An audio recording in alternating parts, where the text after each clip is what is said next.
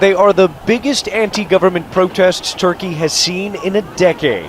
An explosion of anger, exacerbated by the Turkish police, who've been criticized for their excessive use of force.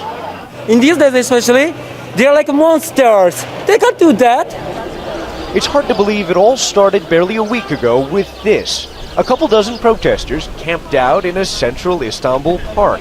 They held a peaceful sit-in, protesting government plans to bulldoze one of the last green spaces left in the city center. Riot police cracked down, hitting protesters with tear gas and pepper spray.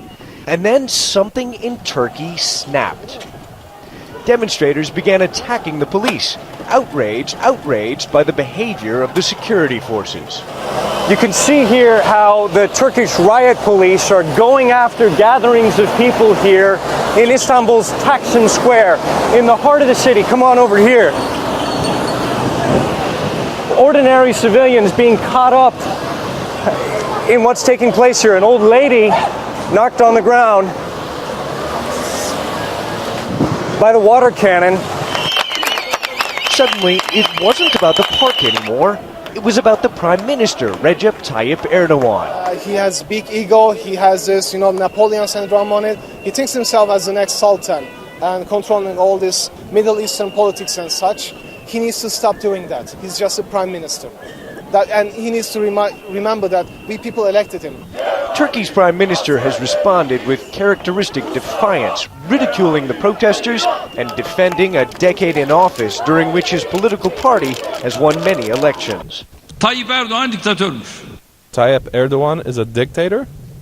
If you are the kind of person who can call someone who serves their people a dictator, then I have no words for you.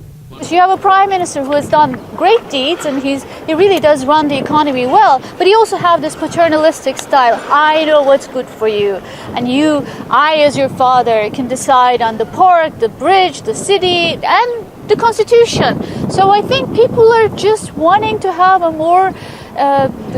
more inclusive form of democracy in Turkey. Saturday afternoon, riot police withdrew from Taksim Square, leaving behind burned-out vehicles and allowing the demonstrators to help clean up the mess. But the retreat from central Istanbul didn't stop the protests. Pre-dawn clashes erupted in other parts of Istanbul on Sunday and spread to the Turkish capital and the port cities of Izmir and Adana. In Istanbul's Taksim Square, demonstrators have been celebrating. Events have moved so quickly, no one here really knows what will happen next. Ivan Watson, CNN, Istanbul.